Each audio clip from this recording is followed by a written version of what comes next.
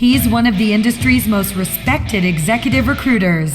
He's the founder and CEO of the DEDIC Group and the host of DEDIC TV, Jason DEDIC. Hello everyone, I'm Jason DEDIC and you're listening to DEDIC TV. Today I have a great guest for you. He holds a bachelor's and a master's in nuclear engineering from New York University Polytechnic School of Engineering. He spent over 25 years with Parsons Brinckerhoff and the last 6 as chairman. He was also an executive with Fluor for 12 years with responsibilities in strategy, marketing, and operations. He was the executive sponsor for multiple transportation programs in the U.S. and internationally with a total value of about $45 billion. He was a presidential appointee to the APEC Business Advisory Council. He was the engineering and construction governor for the World Economic Forum. He was the co-chair for the post-9/11 Infrastructure Task Force, the New York City Partnership and Chamber of Commerce.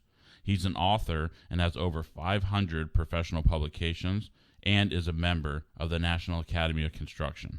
It's an honor to have Bob Prieto on DEDIC TV. Bob, thanks a lot for taking the time to sit down with me today. I do truly appreciate it. Well, thanks, Jason. I think some of the topics that I know you want to cover today are ones that are near and dear to my heart, so I'm really looking forward to the interview. Absolutely. We appreciate it. So as with DEDIC TV, there's a couple of topics and subjects that I'd actually like to discuss with you. Leadership being number one. And how do you inspire and motivate people to follow your direction? Well, maybe I'll be a little controversial. I don't believe that you can motivate anyone. Rather, I think what you can do is create a framework for self-motivation. And that framework, in my opinion, has 3 essential elements. The first is vision, a clear sense of what we want to accomplish, the outcome we want at the end of the day. The more compelling that vision, the greater the reach of that framework for motivation, the better we're going to do as leaders and the better our organizations are going to do. Now, there are other elements that attach to that vision which reinforce others embracing it. These are largely values, both organizational and personal, things like trust, transparency, fair dealing, teamwork, and importantly, ethics. Now, the second essential element of creating a framework for motivation is focus. Those around you must see the achievement of that vision as prime importance to you, the organization and themselves. They have to see it as what is really occurring every day in the organization. Focus means that it has to set the context for all actions, all decisions. It has to be very natural. It can't be contrived. And importantly, you have to come across as a leader as being personally committed and focused to the achievement of that vision, which was the first requirement, I think, for leadership.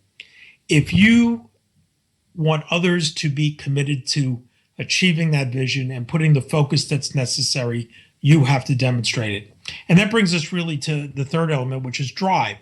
You have to not only be seen as working hard to achieve the vision, but you actually have to be doing so in reality. Your perspiration is a prerequisite for others' motivation and perspiration. Right. So just kind of recapping, Jason, vision, focus, and drive. And I've used those 3 words as a hallmark of both my own personal style and the leadership traits that I've tried to help others build over the years. How do you motivate an organization to execute as a whole? So aligning an organization, which could be on multiple continents, to act as a whole requires the broadest possible embracing of that compelling overarching vision. That vision has to be able to transcend cultures and time and space. Mm-hmm. So videos and websites and memos help, but in the end, there's no substitute for the personal touch. Being out there, actively listening, being present, questioning, and maybe a throwback to an old management style, MBWA, or management by either wandering about, or I prefer management by walking about. Mm-hmm. But that's not enough. To build the alignment around a vision and a culture is only successful if the organizational framework and behaviors are not working against you. So accountability is important, but honest, open communication within the organizational chains, and more importantly, across them, is important. As a leader, your questions, the meetings you convene, the messages you send must be a whole of organization message. They have to be blind to the organizational structure. They have to cut across generations, which is an increasing challenge today in business. And you have to ensure that exactly the same outcomes and objectives that you have in mind are in the minds of others, or those small differences result in organizational friction, which actually builds up calluses at the organizational boundaries, and that makes communication even more challenging. So there's one story I like to tell about motivating a younger generation. Absolutely. In a meeting where we had assembled about 50 of our youngest and brightest, together with a good cross-section of management, I told them that if they didn't screw up once a day, they weren't doing their job. Now, the managers gasped, but the younger generation felt empowered and went on to demonstrate that empowerment for years to come. The better managers ultimately got it and embraced it and understood that they too could take risks and they too could screw up once a day. But the ones that didn't get it didn't survive the passage of time. Mm-hmm. So, unless that notion of screwing up once a day seems too reckless to go and tell within an organization, there was a corollary to it. And the corollary is as important. And it was tell, tell, tell. They had an obligation to tell folks when they screwed up. And this enabled others to help them fix it, but more importantly, help them and the organization learn from it. So screw up once a day, but tell, tell, tell. Right, that's an incredibly interesting perspective. I haven't heard that one before. What's the toughest decision you've had to make in your professional career, Bob? Well, I think there were many, but one which helped me best understand my own character and values goes back to a point where I felt my boss was significantly failing the organization, its vision, and most importantly, its values.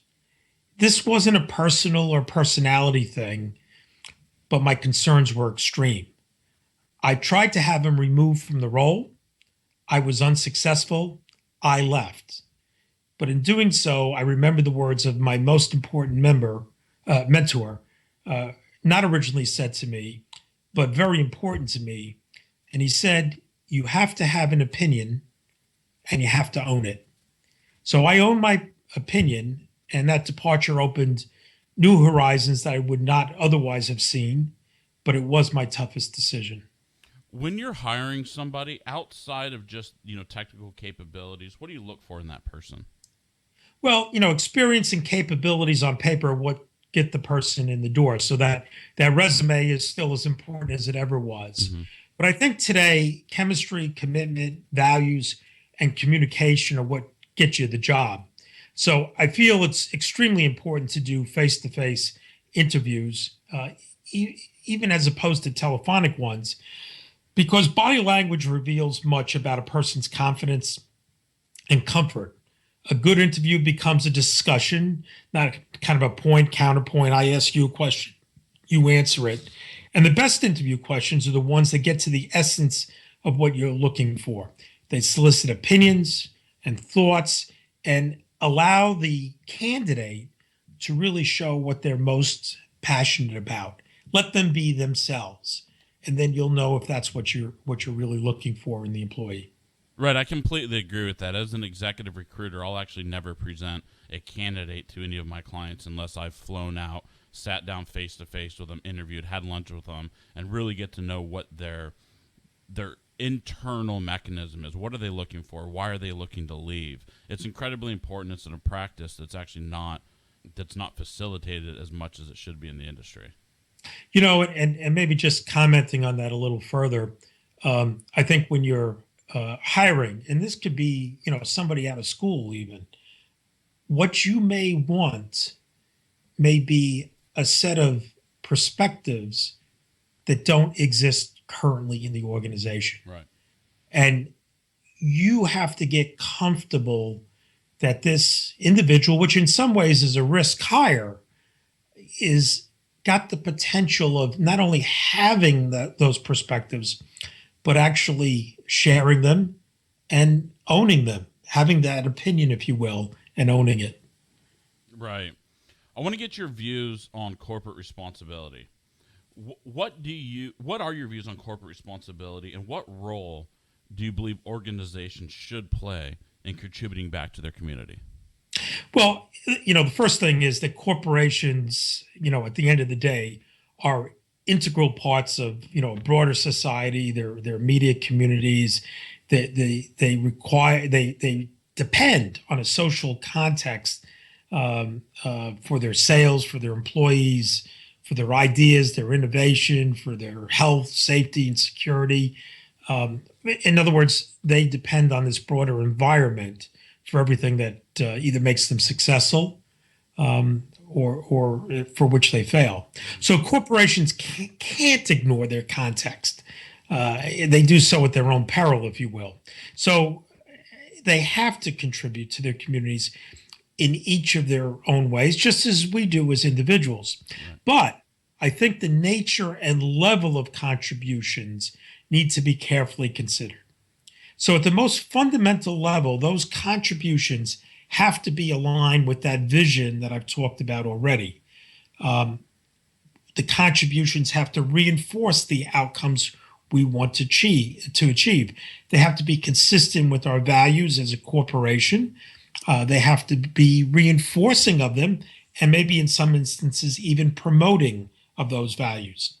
But to really be aligned with our vision, those contributions can't just be about writing a check. That's the easy part. It's about getting our employees who believe in that vision to see this as part of the achievement of that vision, and therefore being willing to invest their own personal time, personal energy, their own personal passions. So companies can write checks, but real giving back relies on the actions of people, our employees. And that is the difference, I think, between an organization that is truly demonstrating corporate responsibility and one that is checking the box and looking for the headline. No, right. I completely agree with that. In your opinion, really, what are companies doing right and what are companies doing wrong? Now, let me start with wrong first. So one of the things I think companies often do wrong is being caught up in the cause of the moment. So there'll be instances where transient support has to be provided, such as in the case of a disaster like after 9/11 or after Katrina or Superstorm Sandy. But sustaining aligned contributions, things that go back and tie in with those values, really carry more benefit, more value to the corporation, and quite frankly, to the community that's benefiting from those contributions. Now, one other mistake I often see is selecting causes because the new CEO or the new executive's personal preference is for this cause, or he just went on another charitable board and therefore the company should support that. Right. Those decisions are about ego. They're not about reinforcement of a corporate vision or the values of the organization. And they will be viewed that way by the line employee. You got to go back to that walk the talk point, that I made earlier on. You have to have corporate contributions that are aligning, reinforcing with the vision. They have to be seen as being very focused, very clearly trying to achieve certain outcomes. They have to engage the employees, and they have to be seen as being true to those values, not true to the current belief set of an individual who may be sitting in a chair today. Mm-hmm. So another issue that I want to get your opinion on is really a hot topic in today's society and business world, and that's of the government and the regulations that currently exist. So what role should the government play in the private sector, in your opinion? So I think you've got to start with a perspective. We're part of society, both as individuals and as corporations. And societies of all kinds have always had a hierarchy. And in the world we live in today, government represents a key part of that hierarchy. There are others. So the issue is not whether government has a role with respect to the private sector, but rather what's the nature and extent of that role. So at a most basic level, government should be an enabler of societal growth and improvement. It should create frameworks for success and remove unnecessary barriers. At another level, we need a rule book and a traffic cop.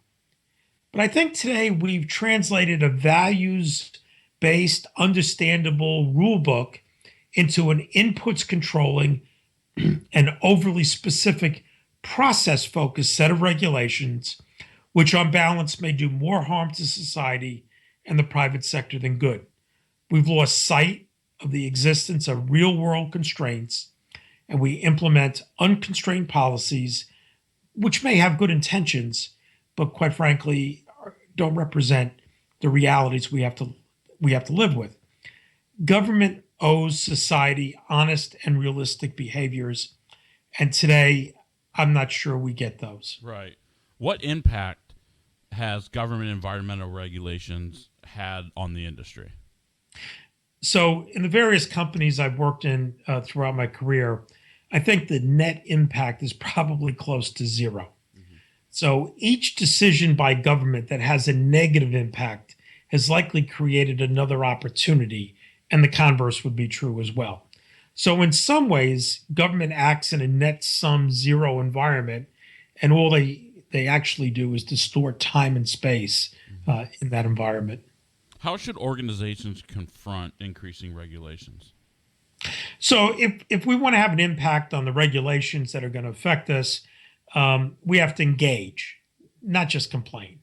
That means we have to educate the regulator and the public they serve, also the public that votes for them in many instances, and not just complain or object. We have to propose alternatives. We have to demonstrate why they're preferred over whatever the planned regulatory actions are. And in some ways, it goes back to that notion of having an opinion and owning it. We can't just say, well, we don't like something. We have to be part of that political and regulatory process. That means we have to be informed. And in the best circumstances, if we're coming from a level of expertise and trying to avoid the political traps out there directly, then we'll get into a position where we may be viewed as the honest broker in the discussion.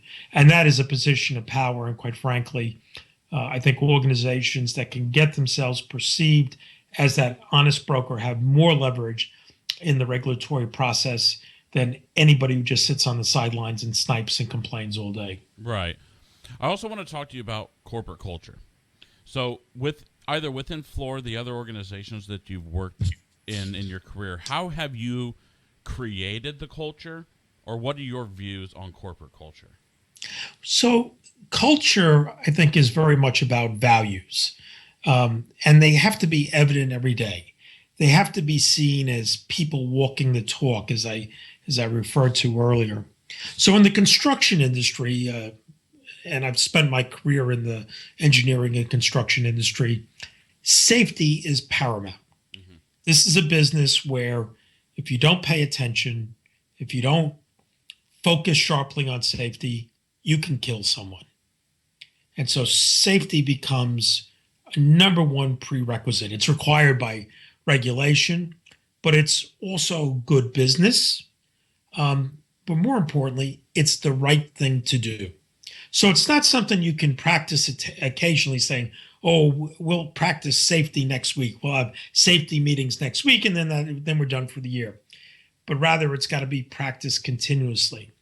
So an example of creating, embedding, and reinforcing that dimension of culture can be seen when every meeting, and I mean every meeting, begins with a discussion of safety. Having the line employees, the managers, begin every meeting talking about safety. Right. That makes a key part of the culture. Now, safety milestones are celebrated. and executives can do safety walks when they first arrive at a construction site. And, best practices and painful lessons learned are shared broadly and outside the firm. But the culture starts from that habit that every meeting starts with a safety topic.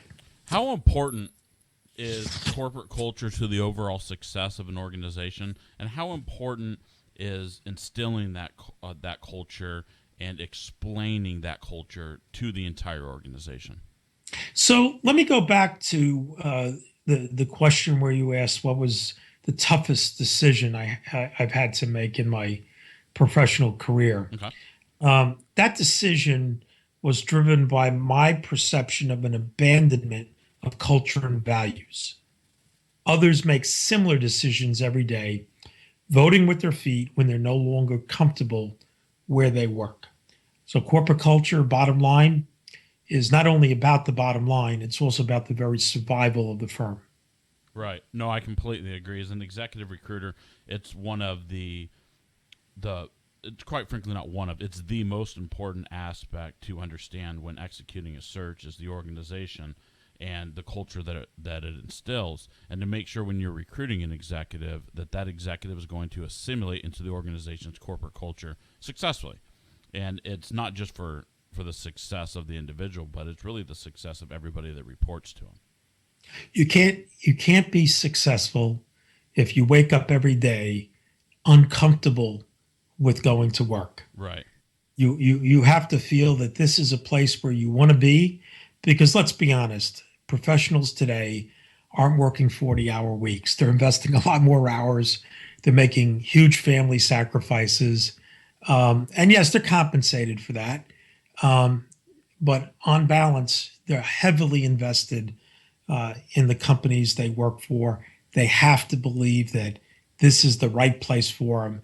And that means they have to fit hand in glove inside that corporate culture. Yeah, absolutely. I mean, it's relatively common to see not even really just executives, but mid-level managers working 60, 70 hours a week, and even worse than the hours are fine. But to spend 60, 70% of the year on the road, I mean, I spend probably 75% of the year on the road as it is, but I'm not special. Everybody does that now. And it really comes down to the culture. If you're going to execute those sort of hours, you're going to put in that sort of investment, you really need to understand and believe in the direction of the overall company, and that includes its culture, not just the numbers or what the company's doing. That's right. Absolutely right.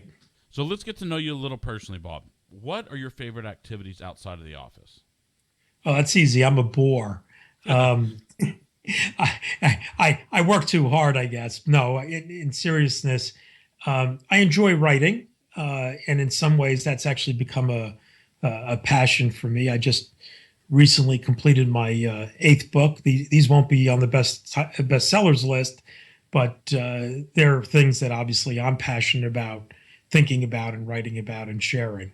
Mm-hmm. And beyond that, I used to be watching my son play sports. He's now past that stage.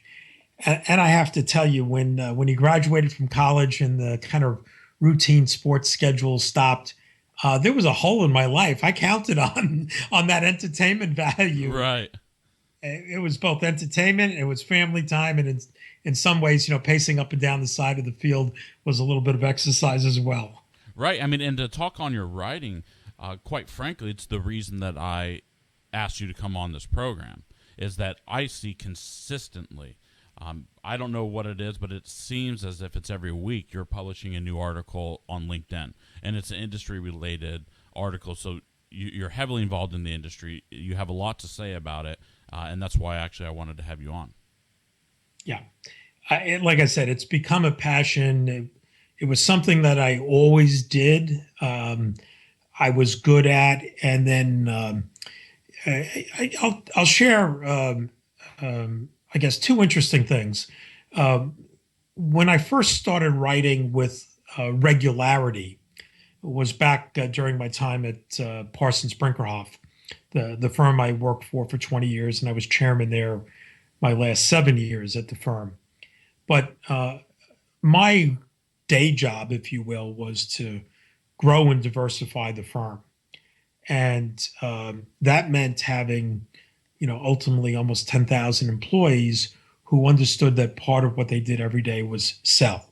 Right. They could be the secretary, the receptionist, the line engineer, or the salesman. They all sold every day. That was part of the job. And you couldn't just say, go do that. You had to educate them. And I got into the habit of writing bi-weekly marketing memos. I wrote over 200 of them before I was done. And I still have requests that come in from individuals who are employees of Parsons Brinckerhoff today that were not there when I worked there, who write me and say, I heard about these things. Is there any way I can get a copy of them? Oh, So really? strangers who, it's kind of gratifying 12 years later, somebody still sees some value in what you write. And I've tried to step that up to, a bigger and a different level over the years. And hopefully we'll continue to do so for quite some time to come. Right. How do you participate in the community? Well, I think you can get from, some of what I've said already that my definition of community is really the industry that I'm part of. Right. So I really don't regard myself as retired, but rather that I've graduated to the next phase. So I'm active probably in too many industry groups today. I teach the occasional class. I support my alma mater. But really, I think what I can do at this stage is take almost 40 years of experience that's been plus with several very, very good mentors, and quite frankly, some very unique sets of opportunities, and take what I've learned from that and share that broadly, either by offering advice, but I think more so by asking questions, causing people to think outside the box and outside their comfort zones. And that sometimes means making them a little bit uncomfortable. And I do that periodically in what I write as well. Mm-hmm. What is something that you've not accomplished in your personal life that you look to accomplish? Well, two things. The first would be having grandchildren, but there's little I can do about that except wait. So, but the second is, I think what all frustrated writers wish they could do, and that's to write that great novel. Somewhere in my desktop are probably 2 or 3 really, really, really bad attempts at writing novels over the years. Yeah. The good news was I had the good sense to stop early in each of them. But, when you write as much as I do, you feel that you have to write that great American novel. Right. I may never do that, but I think it'll always be out there as something you want to do. Right. So, what is your greatest professional success? I've had many, and I've been very fortunate. But I think my election a few years ago to the National Academy of Construction, and I say that because that election process is completely peer-based. So it's those that I've dealt with in the industry throughout my career, generally individuals that would have been senior to me through much of my career, saying, you've accomplished something and we want to recognize you for it. Have you ever faced a moral or ethical challenge in your career? Look, the construction industry still suffers from corruption. It's one of the biggest challenges, and I would put it right behind safety as a daily challenge in the industry. Some parts of the world, some industries are better or worse. So at some point in your career, you get confronted with this. And being able to walk away from a potentially large contract and not having to think twice about what you gave up really reinforces not only your belief in yourself, but also the organization that you're part of that says, well, yes, of course, that was the right thing to do. Mm-hmm. And I think that,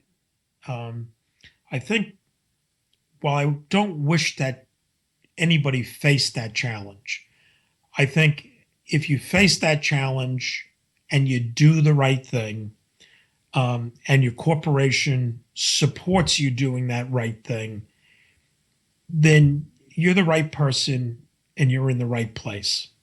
Corruption is absolutely a part of the industry. There's so many different types of corruption. I mean, and you see it with not just the smaller companies that are trying to get a leg up, and not that that's acceptable by any means. But I mean, you see it from the very, very large global players, and you see it at the top of the organizations, and they go to prison for it. Absolutely. I had one of my mentors, and he lectured on ethics extensively, not just inside the organization, but throughout the industry as well. And he had a great when he was confronted with, well, what do you think about this hypothetical situation? He had a really great comeback, which was, if you read about it tomorrow morning on the front page of the New York Times, how would you feel about it? And that New York Times test, I've shared that, that point with many over the years, but that New York Times test, I think, is a good way of helping you not rationalize that something that is bad is good. No, right, absolutely. Yeah, and if I ever had to write down, things to tell a group of people, especially a group new to the industry, that would probably be one of the ones on my list. Right. What sets you apart from your peers in the industry? I think it's getting out of the box and really being willing to have a different perspective. I began my career as a nuclear engineer, and then 3 Mile Island happened. And after 3 Mile Island happened, the work in the energy industry at that time sorted out into 2 activities. One was doing all the fixes to existing nuclear plants, and that was more about grinding through a regulatory process than anything else. And the second was, we needed alternative energies, and so we had to go look at what at that time, back in the 70s, were very new technologies. And I was fortunate enough, maybe because I was still fairly young in the industry, to be asked to go look at alternative energies. And there was no model of what was right or wrong. And you had to create your own frameworks for looking at things. You had to get out of the box, if you will. And I think that willingness to get out of the box and adopt a different perspective really have become, a key part of who I am and what I do. I'm going to share one other story with you. So as a young engineer back in the days of drafting boards, we would do what were called on-the-board reviews. And what that meant was everybody stood around the draftsman's board and looked at the drawing, and people would comment and discuss and point out mistakes or what have you. But as the young guy, I couldn't get behind the draftsman's shoulder. I had to stand and look at the drawing upside down from the other side of the board. Mm-hmm. And it was probably one of the most useful things I ever did in my life, because when you're looking at something and you're not seeing what you expect to see, you look at it harder and you see things that others miss.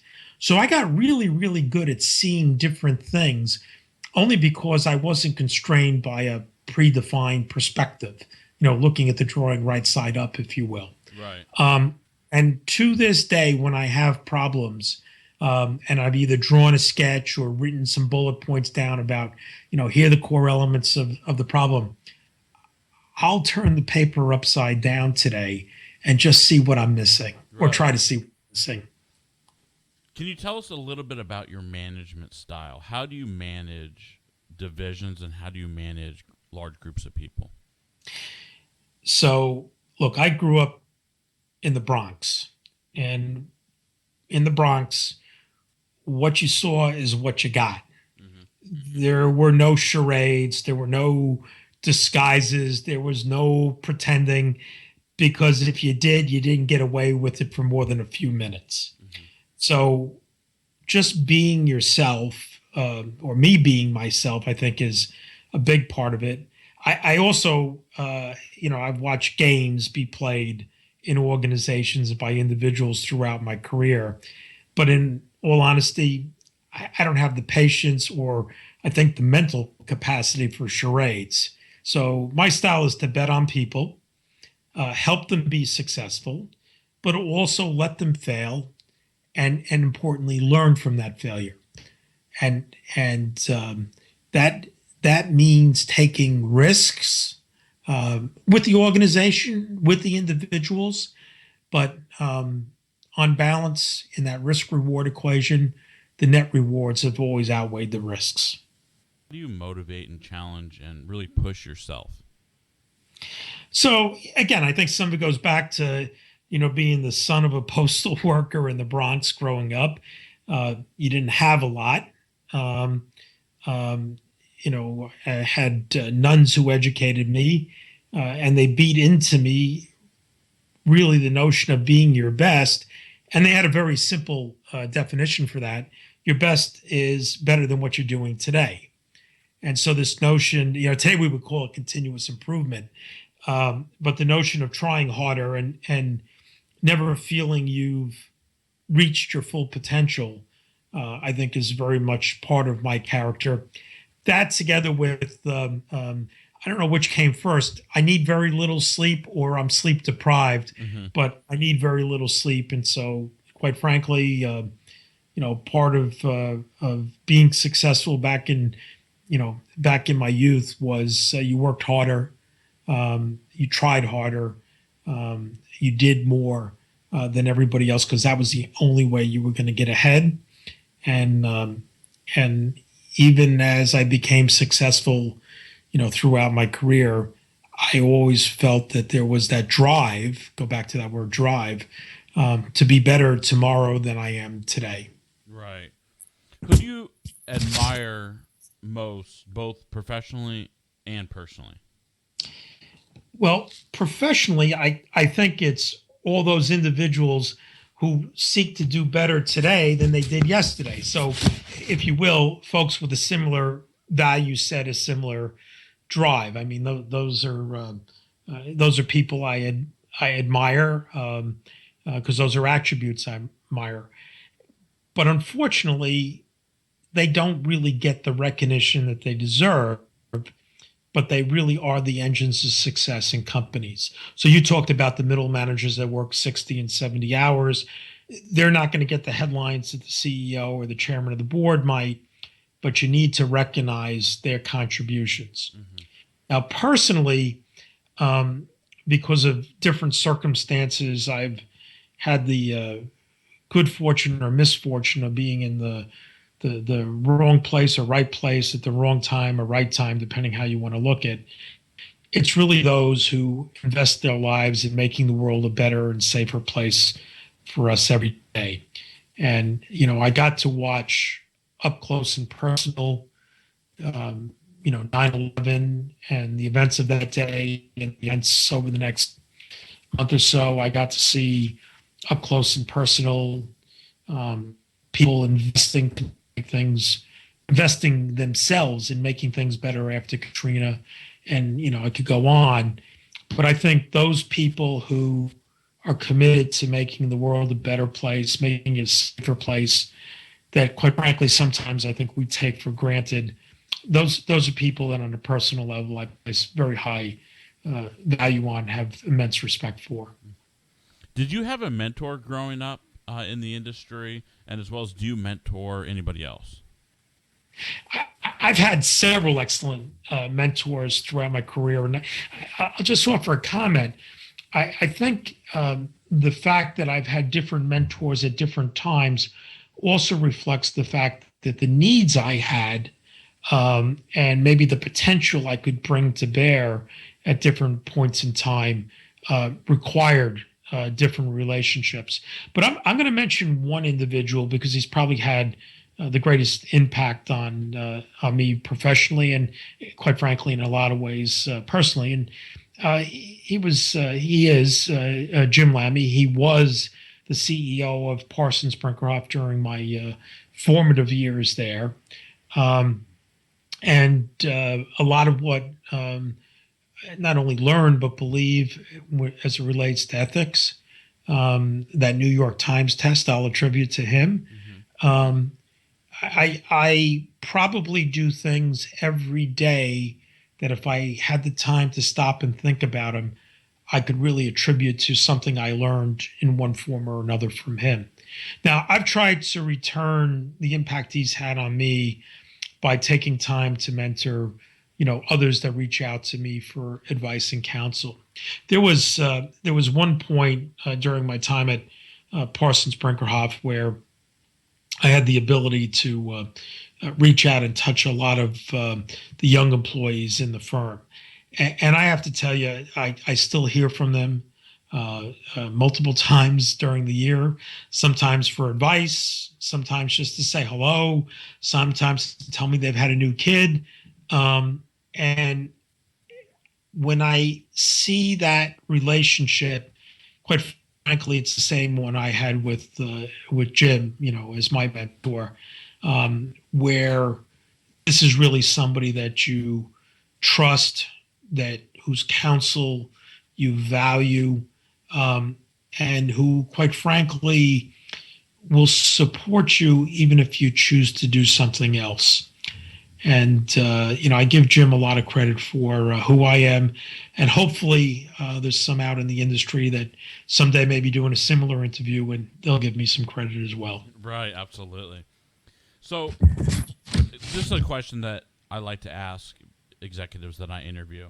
What is the big picture accomplishment of your career? And it could either be something that you have already accomplished or maybe something in the future that you don't believe that you have accomplished yet. Yeah, I don't think I've accomplished, or I really hope I haven't accomplished my biggest accomplishment yet. But let me mention two along the way. I think the first was transitioning Parsons Brinckerhoff into a global company by focusing the organization not just on technical excellence, which it was already very much focused on, but also on a need to grow or die. That growth imperative creates that sense of moving forward, and the notion of organizational death helps one to understand why you need to be better tomorrow than you are today. Now, the second one is really the idea that I discuss in the most recent book I did. And in the simplest sense, it says that project management theory as we practice it today doesn't scale well to large, complex projects. And the easiest way to kind of demonstrate that is that today, 2 out of 3 large, complex projects fail. So the normal state of a large, complex project is failure. So trying to perfect a failing theory may not be the best thing. I will tell you, as I surfaced that idea out there, I had a lot of encouragement from some very, very senior folks throughout the industry. I also had some anger expressed from those who I would describe best as the keepers of the current norm. Mm-hmm. The vigor with which they objected only has served to convince me that I am on a good path. So hopefully someday some of what I'm suggesting in terms of a new theory of project management will get embraced. And maybe at some point in my career, I'll point to that as my biggest accomplishment, but not yet. Right. Well, when you have aggressive pushback, it's for a good reason. It means you're on to something, right? Yeah, when again, I'll go back to growing up on the streets of the Bronx. When somebody pushed back, you didn't turn and run. You pushed hard. Yeah. So. No, absolutely. What is the biggest mistake that you've made in your career, and what have you learned from it? Well, I think it's being too trusting before that trust has been demonstrated and fully earned.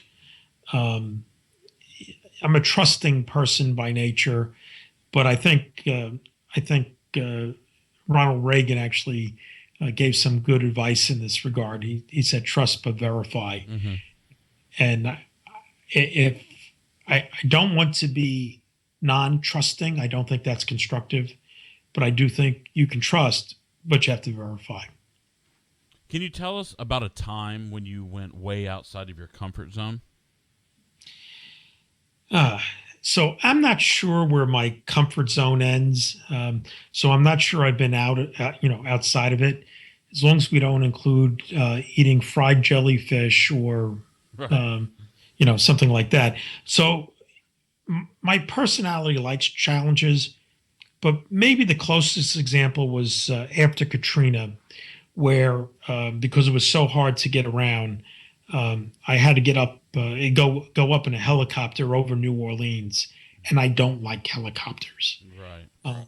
So white knuckle flight took on yet new meaning for me. What's the best advice you've ever been given? Well, I've kind of told you that already. It's really have an opinion and own it. Mm-hmm. And I know many individuals who have some really, really good ideas, some really good viewpoints, and they don't share them. And I think it's their loss, but it's also the industry's loss. So have an opinion and own it, and recognize, I guess, that people will push back on it from time to time. That's part of the learning process. Through my career, I've spent time around, obviously around large complex projects, but also ones that were in trouble, and had to be turned around, if you will. And I will tell you that almost universally, when I've gone into those situations, those projects are not in trouble because of technical reasons. They're in trouble because of strategy, management, and organization. And those are not three things taught in engineering school. I think they're very much, in your area of focus, Jason. And I think you're right. I think hopefully interviews like this let people understand that the elements of leadership and community engagement probably have more in common between industries that nobody would even list on the same piece of paper than the technologies would have. They wouldn't be on the same piece of paper. With DEDIC TV and with this platform, I assume that we're going to have a lot of graduating students that are going to be listening to these interviews, attempting to get some sort of insight and view from the executives that run the companies in which they're applying to go work for out of school. So what is the best advice you can give to a graduating engineering student or business student? I would give this piece of advice to anybody through their career who hasn't already figured it out. There are no stupid questions. There are only stupid answers. So ask questions. One of the most frustrating things is when you go and you talk to a group of students, and then you finish your talk and you say, any questions? And there's this pregnant pause for a minute before somebody, sheepishly raises their hand and asks a very good question. Once that first individual does, and the ice is broken. And but I think asking questions. I have learned more by asking stupid questions than I ever would have learned by not asking questions. How have you seen the business change in the span of your career? Well, obviously, over the last 40 years, technology has changed in ways that I guess we could imagine, because they were on all the sci-fi shows, 40 years ago. Right. Now we carry them around in our pockets and take them for granted, if you will. But it's just not technology. I think maybe even more important is complexity. So I think that complexity change arises from scale, from the extent of affected networks, organizational and societal overlays that seem to grow every day. and something I refer to as a schizophrenia of time. Now, what I mean by a schizophrenia of time is that we want things done faster, but we take longer to make decisions, but we don't necessarily improve the quality of decisions. So, concerns me because I think we have replaced action and personal risk with delay and group-based risk avoidance. I've worked around the world in my career. Some of that group decision-making, group think is cultural, but when I see it happen in the United States in particular, where I know it has not been a cultural norm, I get really concerned that we're avoiding risk rather than trying to manage risks. We want more, but we want to do less to get it. And if I can ask you a follow-up question to that, do you believe it's the educational system and the reliance upon an MBA for that? Or what do you believe is attributed to such incredible risk avoidance? Boy, it's a tough one. I don't think the degree one has really speaks to it by itself. In the past, I would have said there were individuals who were willing to take more risk than somebody else. But in general, people were willing to take personal risk. I think part of that was that culturally, if you were a son, daughter of a blue collar worker, you knew you had to take personal risk to get ahead. Today, either we've lowered our standard or we've lowered our ambitions, and the latter one scares me. I don't think the degree, and I don't think the education system per se have an impact, but I do think there may be a dose of, I'm going to use the term probably wrongly, I'm going to call it political correctness. And what I mean about that is when you see a team play and everybody gets a participation trophy, what's the incentive to excel? What's the incentive to take that personal risk? I remember when I played sports as a kid, there was one winner, one trophy, because we couldn't afford more than one trophy. And there was one MVP, and he wasn't necessarily the coach's son or daughter. Right. And everybody knew who the MVP was before anybody had voted on the MVP.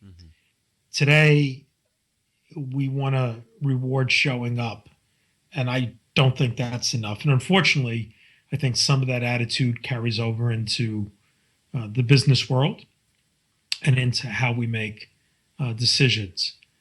If you have an individual with experience and a strong will, or maybe just a strong will, they'll generally be very happy to be an autocrat, but that lets everybody else off the hook.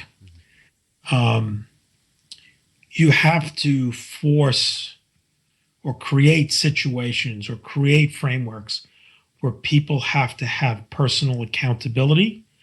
They have to say what their opinion is. I've seen different techniques used over the years where you've had a group that struggled with that, and the techniques help. But the fact that you even have to get to those techniques does trouble me. Right. I mean, I'm a little bit younger. I'll be 33 next week, but I don't believe even when I was going to when I was playing sports as a youngster that it was just first, second, and third place. So even everybody getting a new trophy, that's something really new. But the overall societal issues that's really going to cause are going to be great. And it's not just the trophy, it's not just the sports, but it's the idea of entitlement, right? The idea that you're not the one that has to take the risk if somebody else will. You're not the one that has to feel let down. Everybody can feel let down as a whole.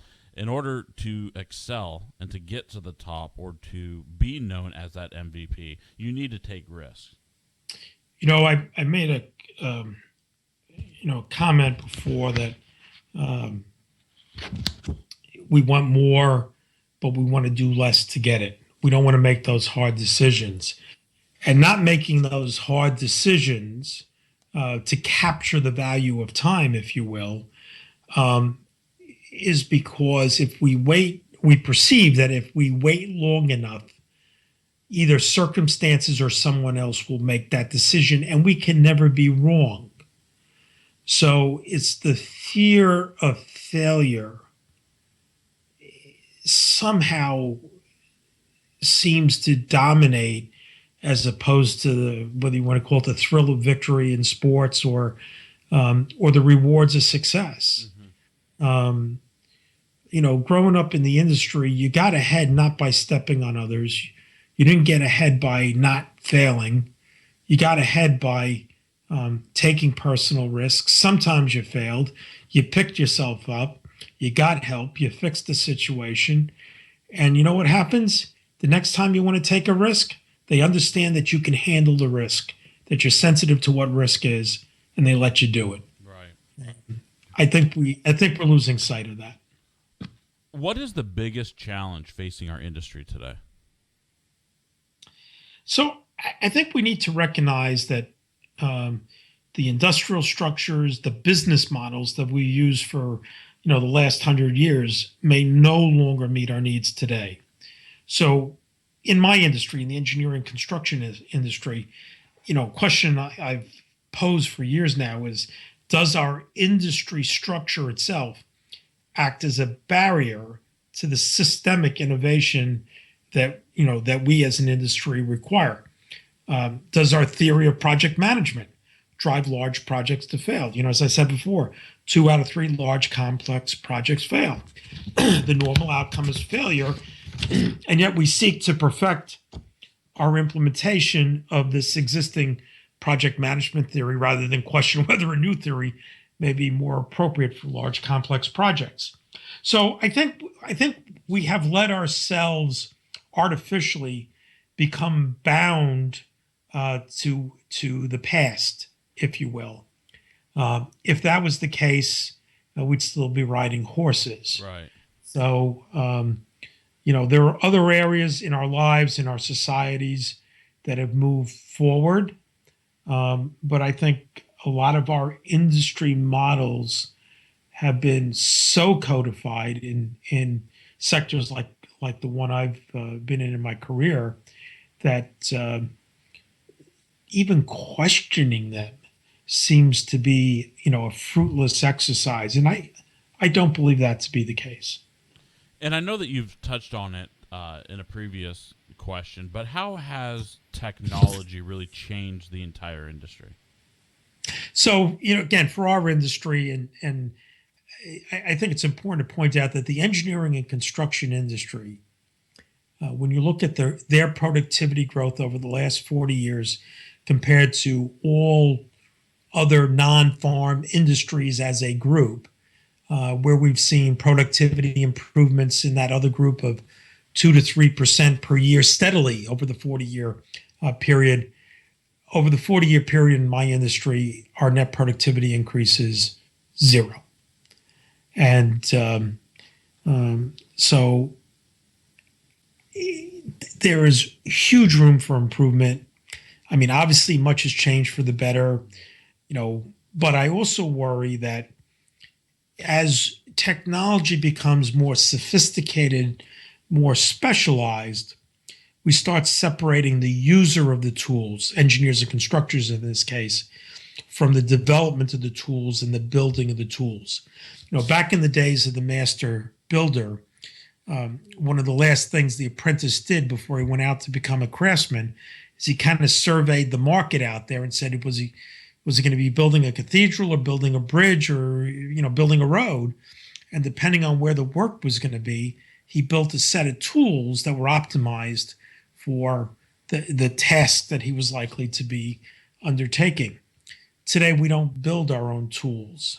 Somebody builds them and we figure out how to use them. So I worry that there's a lot of embedded limitations and a lot of assumptions that are being made.